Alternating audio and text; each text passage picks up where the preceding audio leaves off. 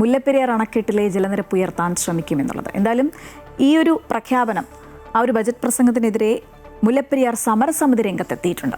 ഇക്കാര്യത്തിൽ സംസ്ഥാന സർക്കാർ നിസ്സംഗത ഉപേക്ഷിച്ച് വേണ്ട നടപടികൾ സ്വീകരിക്കണമെന്നാണ് സമരസമിതി ആവശ്യപ്പെടുന്നത്.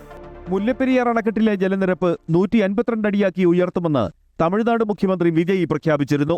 ഇതിന് പിന്നാലെയാണ് ബജറ്റ് പ്രസംഗത്തിലും സർക്കാർ നിലപാട് വ്യക്തമാക്കിയത്. 5 അംഗ വിദഗ്ധ സമിതി അണക്കെട്ട് പരിശോധിക്കണമെന്ന സുപ്രീം കോടതി നിർദ്ദേശം നിലനിൽക്കെ തമിഴ്നാടിന്റെ ഏകപക്ഷീയമായ നിലപാട് അംഗീകരിക്കാനാവില്ലെന്ന് മുല്ലപ്പെരിയാർ സമരസമിതി വ്യക്തമാക്കി.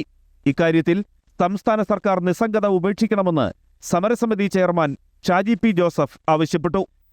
ജനങ്ങളെ ബാധിക്കുന്ന കേരളത്തിന്റെ ഏറ്റവും വലിയൊരു പ്രശ്നമായ മുല്ലപ്പെരിയാർ പ്രശ്നത്തിൽ പുതിയ ഗവൺമെന്റ് കാണിക്കേണ്ട ചില നയങ്ങളുണ്ട്. അത് കൃത്യമായി പോകേണ്ടതുണ്ട് എന്നുള്ളത് ഗവൺമെന്റ് തന്നെ മനസ്സിലാക്കുക.